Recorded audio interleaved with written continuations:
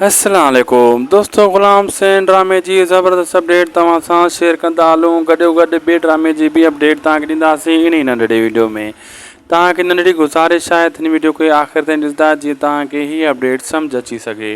दोस्तों, ग़ुलाम हुसैन ड्रामे जी ख़ुशख़बरी तव्हां सां शेयर कंदो हलां।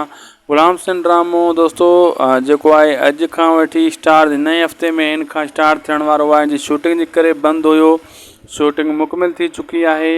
हिन हफ़्ते ॿुधायो पियो वञे जेको आहे पहिरीं 31 एपिसोड अची वेंदी, अगरि हिन हफ़्ते न आहे त अॻे हफ़्ते अची वेंदी। छाजे करे त हीअ शूटिंग में मसरूफ़ हुया ऐं शूटिंग कंप्लीट थी वई आहे ॿिए स्पेल जी बि। ऐं हाणे जेको आहे दोस्तों जी एडिटिंग हली रही आहे। कोशिशि आहे त हिन हफ़्ते अॼु यानी जुमो आहे अॼु जंहिं टाइम हीअ वीडियो मां अपलोड करे रहियो आहियां त हिन हफ़्ते एपिसोड अची सघे थी 31, न त अॻे हफ़्ते जेको आहे दोस्तों कंप्लीट एपिसोड अची वेंदी ऐं तव्हांजो इंतज़ार जूं घड़ियूं ख़तमु। ऐं हवेली ड्रामो बि सूमर खां स्टार्ट थी रहियो आहे।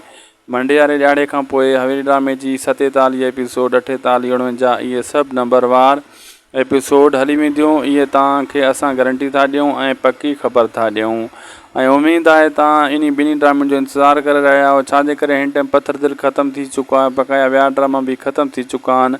कोई अहिड़ो मैदान में ड्रामो न आहे। हवेली ड्रामो टॉप ड्रामो आहे, ग़ुलाम हुसैन बि सुठो ड्रामो आहे ऐं ॿई ड्रामा तमामु जल्द तव्हांजे साम्हूं अचण वारा आहिनि। दोस्तों, हिन वीडियो खे लाइक ज़रूरु कंदा, चैनल खे बि सब्सक्राइब शेयर कंदा। असांखे ॾींदा इजाज़त। अल्लाह हाफ़िज़।